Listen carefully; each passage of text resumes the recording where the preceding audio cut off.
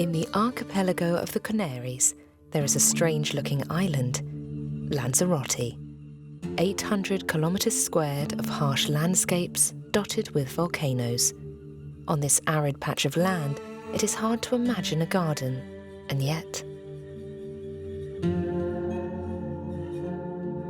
Here, in this apocalyptic setting, an astonishing black, green and red garden lies hidden.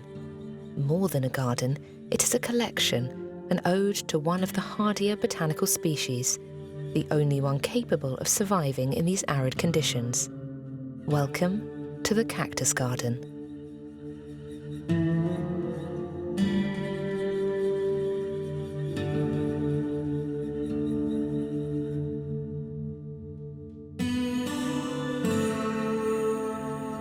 This is the last work by Cesar Manrique, a visionary artist who died in 1992, enamoured of ecology and madly in love with the landscapes of his island.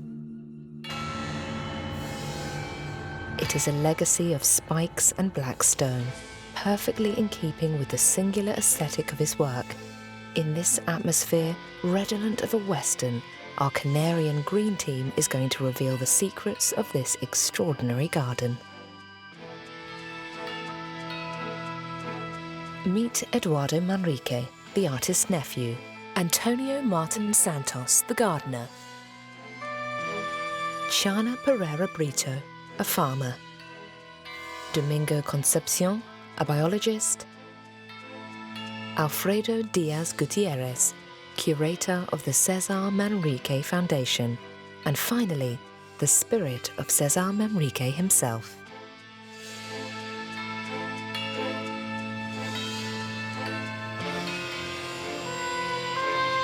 An artist's final work is always the most important. It's an explosion of creativity. Cesar Manrique's work is the definition of the island's conceptual elements, its singularity, its natural landscape, and its cultural landscape. He condensed all those elements and reinterpreted them in a modern way through spatial and artistic intervention. And there's no doubt about it, they're all concentrated here.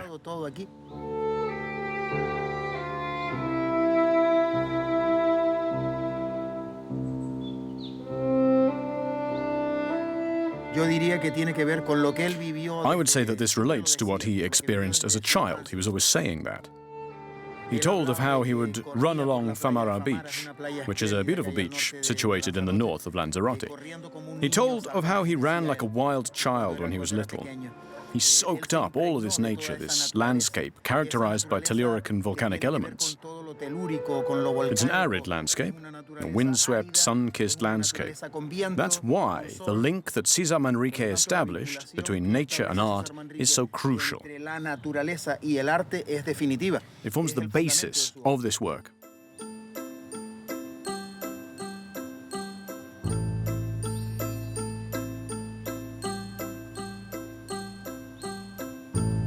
This botanical collection, planted in ash, constitutes the perfect balance between the natural and the cultivated. The landscape is startling from the moment you arrive, greeted by an imposing 8-meter-high green metal cactus, designed by Cesar Manrique.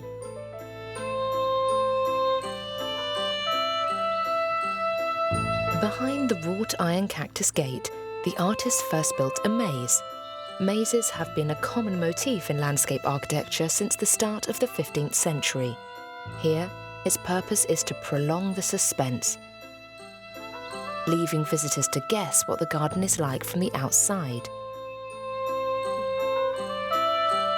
Then a double staircase leads you in.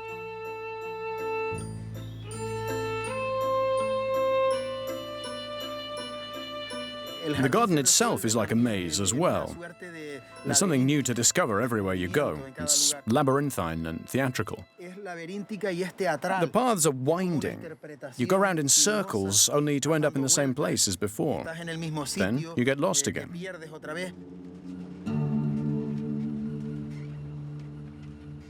He liked the organic nature of the space. It's not a linear space, and he identified with that perfectly because he was a very dynamic character. He was someone whose genius made him stand out from the crowd. His designs are so original that visitors would leave with his artistic creations imprinted on their memory, creations to which they are unaccustomed and which do not exist anywhere else. Rounded, curvaceous, friendly, serene forms appear in almost all the works he created here. The landscape's like that as well. It has these organic forms. These are the forms Manrique applies to his architecture. And you find a lot of these elements in the architecture of Lanzarote. That organic quality, it's very prevalent.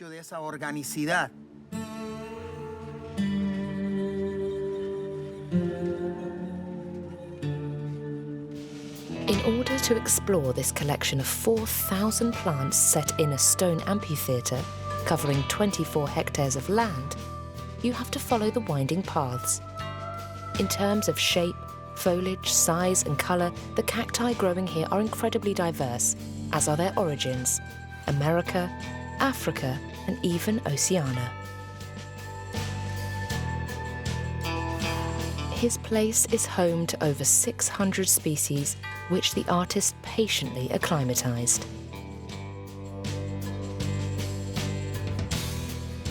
His choice of cacti, he called on Stanislao, a renowned local botanist, to guide him. But each element has been touched by the hand of the artist. He had a real attention to detail. The cacti are arranged like the brushstrokes on a canvas.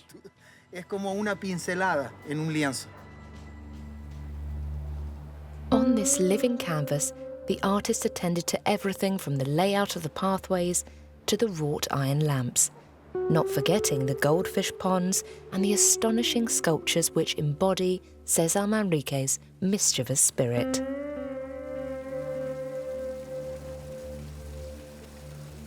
This universe is now the domain of head gardener Antonio Martin Santos.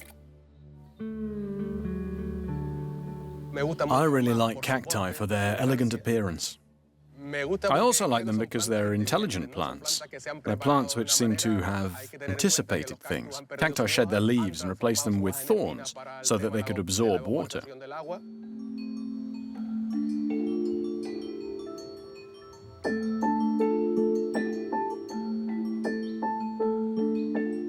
There are some species which, as well as reproducing sexually, also reproduce asexually. When a herd of cattle passes, they attach themselves to the animals and get transported. They can travel up to 400 kilometers like that without falling off. Then they sow themselves in the ground and produce new plants. Isn't that an incredible survival tactic?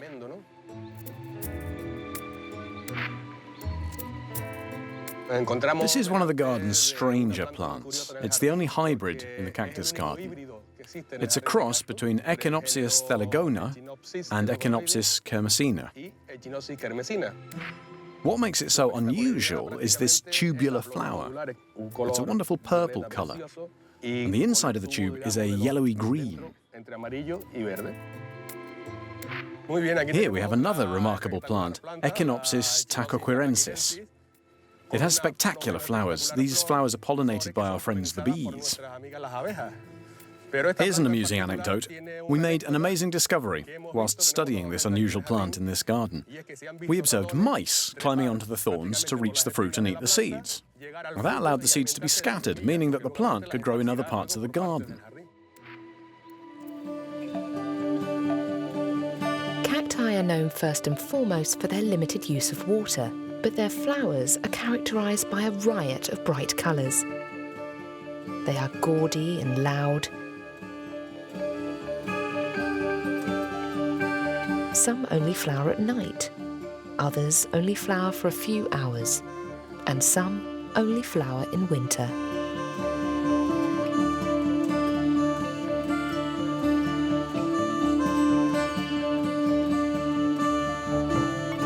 The best way to optimize the space was to plant a series of cacti, not just from this region, but from around the world. They symbolize Manrique's open-minded spirit, because the artist didn't just think about Lanzarote. He had a global vision for his art. This way he could combine the traditions of local agriculture with modernity. He brought the two things together, tradition and modernity. With its high stone walls, this unique place is a circular metaphor for the island and its craters. It is an ostensibly inhospitable landscape that Cesar Manrique made attractive, drawing inspiration from Lanzarote's remarkable landscape. It is round, like these strange stone circles resembling Zen gardens that are built in the middle of the desert by island farmers as a structure upon which to grow their vines. It was thanks to these farming methods that Manrique managed to acclimatize his collection of cacti.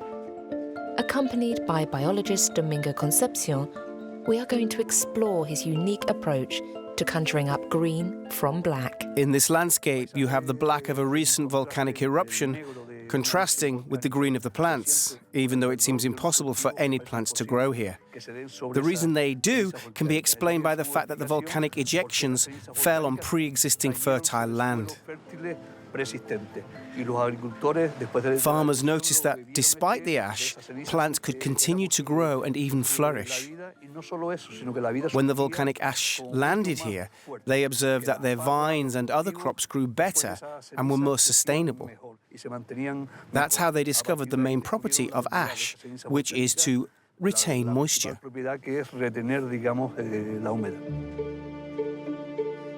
These dark-coloured specks, called lapilli, on which the cacti grow, have been like black gold for the farmers of Lanzarote for over 200 years. On display in the cactus garden is another farming tradition inspired by the island's landscapes: terrace cultivation. It is on one of these terraces that we find our biologist, Domingo Concepcion. Before becoming the cactus garden that we know today, this place was a rafera. That is a local word for a quarry for volcanic grit. It's basically a cavity. On some of the slopes, there were abandoned crops on terraces. Manrique restored this quarry, this disused rafera, in keeping with the environment. And that's how he came to design this system of staircases.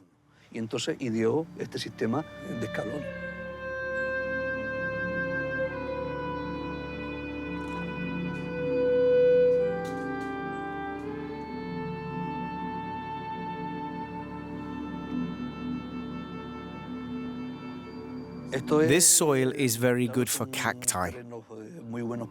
Here the soil comes from a lava flow, which we call malpaís. For farmers, malpaís is not good soil. It is no use for farming. The only things that grow here are prickly pears. So it is perfect soil for cacti, just like any desert area around the world, in Arizona, Mexico, or elsewhere.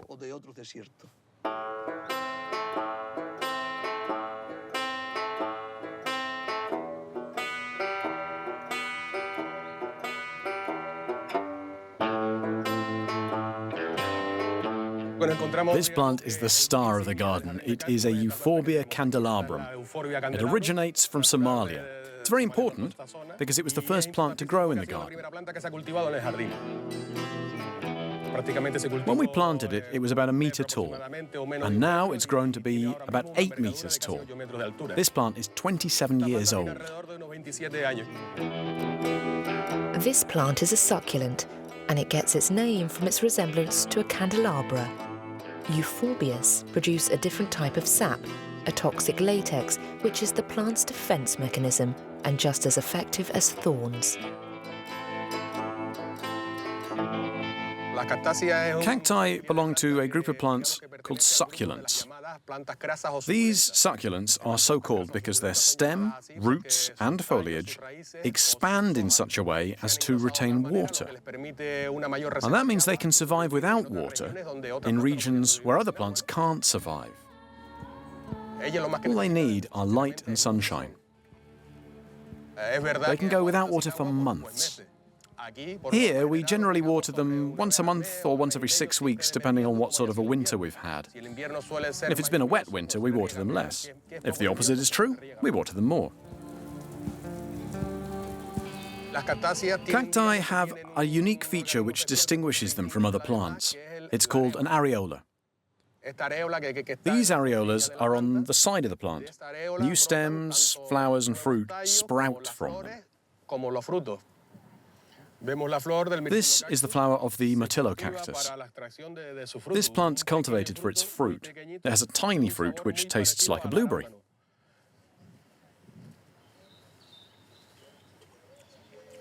It's delicious.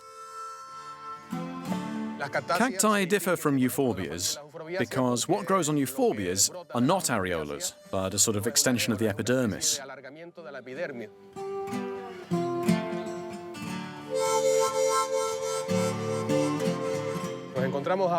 We are now in front of the Echinocactus grusonii, more commonly known as mother-in-law's cushion, golden barrel, or even queen's navel. Paradoxically, this plant is one of the most common cacti to be grown in gardens and parks around the world. But in its natural habitat, it's virtually extinct. It originates from central Mexico. I'm tidying up the Echinocactus grusonii, or mother-in-law's cushion. I'm removing the dried flowers. Now, this part of the flower has dried out already. As you can see, the lower part's a capsule, and inside it are the seeds. That's one of our tasks in the garden, to tidy up the plants.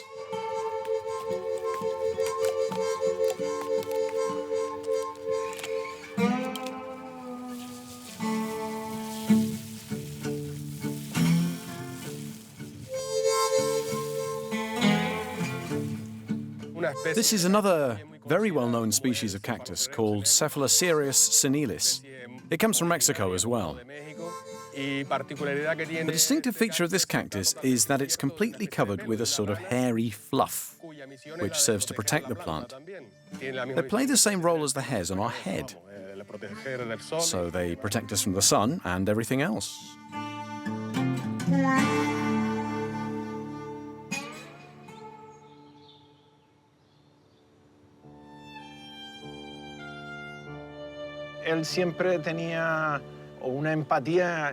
Cesar was always fascinated by plants, especially cacti, which he spent a lot of time with. Cacti resemble sculptures more than any other plant. That characteristic was of aesthetic importance to him, both the three-dimensional nature of cacti and their sculptural form. Each cactus has its own personality, which is shaped by its provenance. They could almost be said to have human traits. Working in this space, where nature is accentuated, was his pride and joy. He created an alternative landscape perfectly in keeping with the island,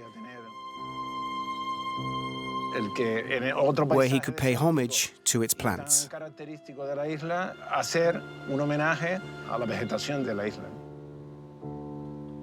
All his life, Cesar Manrique tried to blend his creation with the island's landscapes. To better understand that intention, you just need to take the staircase leading up to the White Windmill. This viewpoint offers visitors an unrestricted view not only over the garden, but also over the surrounding countryside, with cactus fields stretching as far as the eye can see. And not just any cacti. These are prickly pears, another symbol of Lanzarote, cultivated for the tiny parasite which nestles on their nopan leaves, the cochineal. This tiny insect, with its thick red blood, is collected because it makes an excellent bright crimson colorant.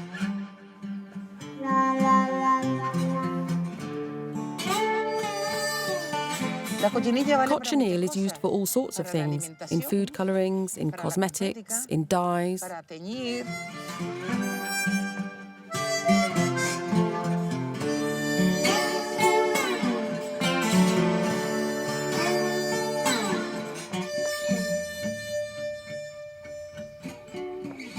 For me and for Lanzarote, this garden is a work of genius.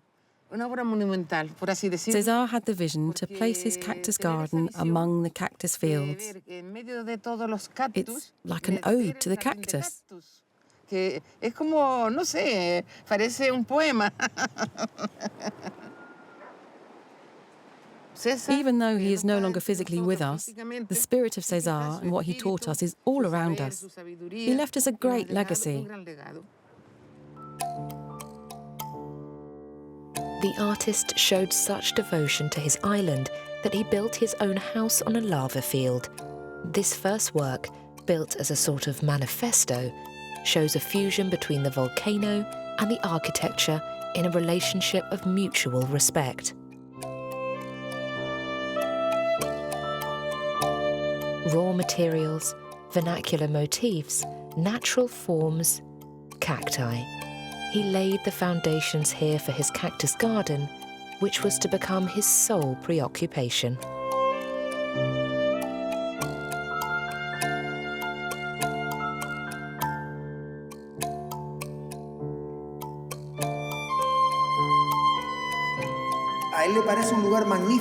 It seemed to him to be a magnificent place, because it's full of spectacular volcanic forms which encapsulate the spirit of Lanzarote. You just need to look at the natural monoliths in the cactus garden to see the colours. The reds, the ochres, the blacks, all are there. They're in his works. The paintings he did were labelled as works of informalism and materialism, matter art.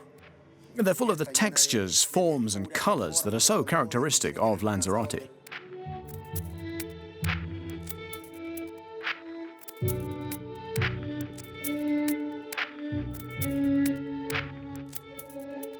In this quarry, Cesar Manrique found a snapshot of everything that he felt represented Lanzarote.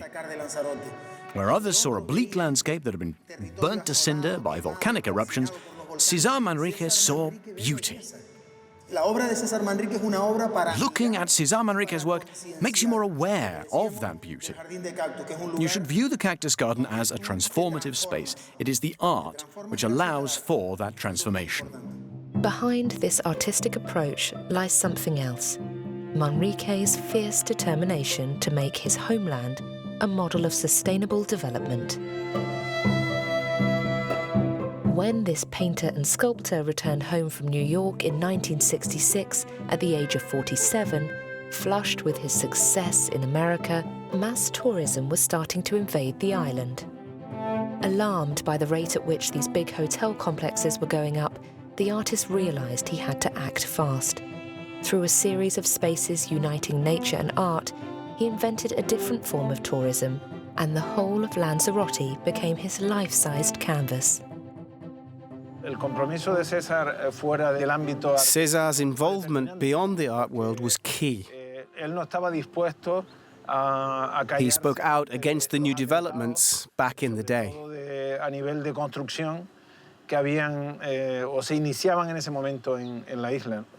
As far as I'm concerned, he was the best spokesperson in the history of Lanzarote. He put up an extraordinary fight. He fought body and soul against property speculation. It shows the close connection he felt with the island.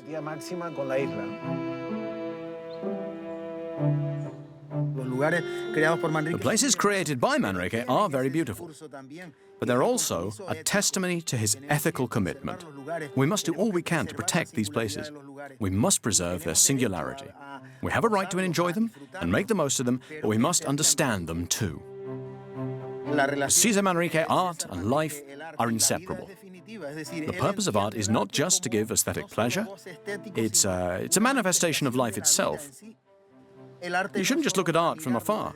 It should be integral to your life.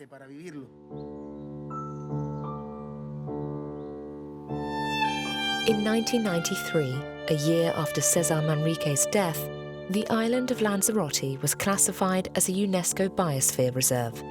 This was a posthumous victory for the artist who, in the space of just 20 years, had turned his utopia into a reality.